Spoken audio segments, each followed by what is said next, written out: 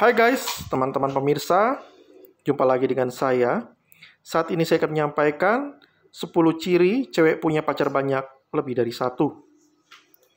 Sekarang ini seperti sudah menjadi hal umum, cewek punya pacar lebih dari satu. Kadang bukan hanya dua, tapi juga tiga bahkan lebih. Cowok yang menjadi pacarnya seharusnya sudah tahu bahwa ceweknya punya cowok lebih dari satu. Namun, karena cowok umumnya sudah terbiasa dengan sikap ceweknya, banyak yang tidak teliti, sehingga setelahnya merasa tidak ada yang salah padahal menjalani hubungan penuh dengan kebohongan. Bisa saja kamu adalah cowok yang mengalami nasib seperti ini. Kamu mungkin menjadi yang utama, atau bahkan sebenarnya mengisi posisi sebagai selingkuhan. Orang-orang sudah pernah ada yang memberi nasihat, tapi kamu tidak sepenuhnya percaya orang lain. Kamu menjadi percaya karena perasaan. Kamu yang terlalu kuat ketika suatu saat kamu curiga, kamu hanya perlu penjelasan yang menyatakan dan semuanya akan kembali baik-baik saja. Bicara masalah cewek yang punya pacar banyak, umumnya punya ciri seperti ini. Yang pertama, tidak akan pernah membiarkan kamu memegang handphone miliknya. Cewek yang punya pacar banyak tidak mungkin membiarkan kamu memegang handphone miliknya. Dia akan berusaha membiasakan untuk tidak saling terlalu terbuka. Masih ada privasi yang harus dijaga. Dia juga tidak akan pernah peduli dengan isi handphone kamu. Itu dilakukan karena tidak ingin ada imbal balik untuk melakukan hal yang sama.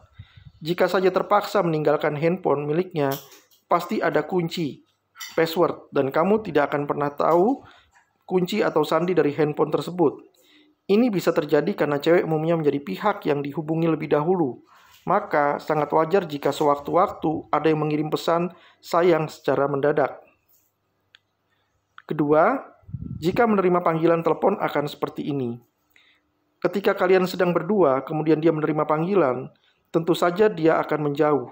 Dia tidak ingin kamu menjadi pendengar terhadap pembicaraan yang sedang dia lakukan. Biasanya, cara yang digunakan untuk berbicara cukup pelan. Dan ketika menerima panggilan pertama kali, kamu tidak akan pernah mendapat kesempatan untuk melihat isi tampilan layarnya. Kadang karena sudah profesional, dia bisa melakukan kebohongan tentang identitas penelpon. Dan sering juga ketika kamu melakukan panggilan terhadapnya, dia tidak akan pernah bisa menanggapi dalam waktu yang lama. Ketiga, tidak tertarik terhadap kehidupan kamu. Dia hanya tertarik dengan kamu, tapi tidak tertarik dengan cerita hidupmu. Umumnya, dalam obrolan, dia hanya menjawab pertanyaan kamu dan tidak tertarik untuk mencari tahu tentang dirimu lebih jauh. Yang penting pertemuan dan selebihnya tidak ada hal menarik untuk dibahas. Keempat, jadwal kencan pada hari yang tidak pernah berubah. Kalian akan punya waktu kencan yang tidak pernah berubah. Dia lebih memilih tidak melakukan pertemuan jika kamu meminta pada hari yang lain.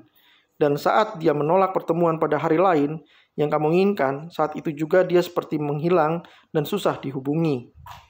Karena besar kemungkinan saat itu digunakan untuk berkencan dengan pacarnya yang lain. Bahkan dengan jadwal pada hari yang tidak pernah berubah, cewek bisa memiliki waktu libur untuk itu. Kelima, sering tiba-tiba membatalkan janji.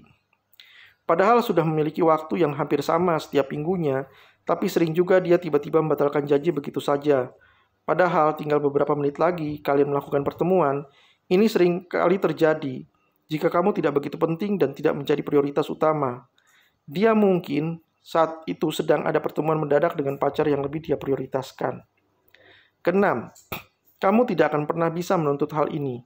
Kamu tidak akan pernah sampai bisa menuntut dia untuk selalu terbuka terhadap aktivitasnya. Jika saja kamu menuntut untuk mendapatkannya, dia lebih suka diam atau mengabaikan kamu. Kamu tidak akan pernah mendapatkan balasan atas permintaan itu. Bahkan tidak sampai berarti melakukan hal itu disebabkan oleh sikap yang dia tunjukkan selama ini. Ketujuh, kamu tidak akan pernah bisa menjadi bagian dalam hidupnya. Kalau pacar beres dan cuma kamu yang menjadi pacarnya, kamu tentu bisa benar-benar masuk pada kehidupan pribadinya. Tapi jika cewek kamu punya pacar banyak, kamu akan menerima alasan sebagai batasan agar tidak terlalu masuk pada kehidupan pribadinya. Alasan yang sering dipakai adalah keluarga. Misalnya saja keluarga memberi batasan atau tidak boleh pacaran. dan tidak menutup kemungkinan jika dia harus patuh dan gerak-geriknya diawasi oleh keluarga. Kedelapan, lebih sering mengabaikan tiba-tiba saat chatting. Namanya pacaran itu wajar jika saling berkomunikasi melalui aplikasi chatting. Tapi untuk cewek yang punya pacar banyak, lebih sering mengabaikan agar aktivitas chatting tidak terbiasa terjadi. Dia tidak menanggapi tiba-tiba dalam waktu lama. Bahkan karena sebenarnya lupa kalau sudah ada chat masuk dari kamu. Sebab pikirannya bercabang ketika semua pacar bersamaan menghubungi dia. Yang kesembilan, jawabannya sering berubah. Dalam memberikan penjelasan terhadap pertanyaan kamu, dia sering mengalami perubahan setiap harinya. Ini disebabkan karena dia punya banyak versi ketika menceritakan sesuatu pada setiap pacarnya. Dan dia sendiri lupa versi seperti apa yang sudah dia ceritakan pada pacar-pacarnya.